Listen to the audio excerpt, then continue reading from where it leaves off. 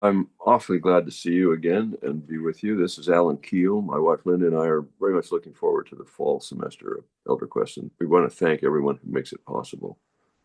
Great, great staff. This semester, I chose to teach a novel called The Grapes of Wrath. Um, I've often done things that have to do with my German expertise, but I'm going to go outside my comfort zone a little bit. This is a novel I had taught many times at BYU in the honors program in a course that my colleague and I, Wilfred Griggs, taught together. It's a 2-semester history of civilization course called The Pen and the Sword. And in my semester, which was from the medieval times to the modern, I often taught other things. And one of my favorite novels is The Grapes of Wrath by John Steinbeck. My class will be on Thursdays at 1 p.m. starting on September 17th. So I hope some of you can join me.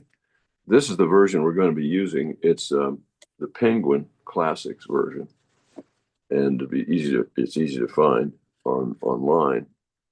One of the things I'll tell you a little bit quickly about how I discovered the Grapes of Wrath. At Princeton, my professor Theodore Ziolkowski had written a book on the fictional transfigurations of Jesus. He called it. A brilliant guy, and he'd looked at some literary works that deal with Jesus in some way. And to my surprise, this book is also about Jesus, and there's a Jesus figure in it. His name is Jim Casey, and his initials are JC. And there are very subtle things that go through the novel. And I was absolutely stunned at how brilliantly concealed and how important this was. And it turns out the novel is really the story of the human race, kind of from Adam to the present, including the human race's encounter with Jesus. There's a Noah as well, and when they get to the Colorado River on their trek from Oklahoma to California, Noah decides to stay there because he's attracted to the water. He likes that very much. But it's a kind of allegory of history, of how the human race has moved down through history and encountered many of the challenges and solved many of the challenges. But it's also a book about the environment, very current kinds of topics. And it's a book about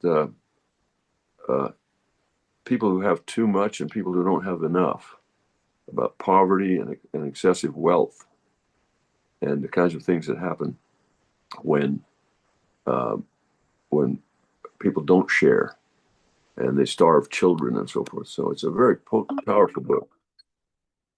And I'm getting a note on my thing here.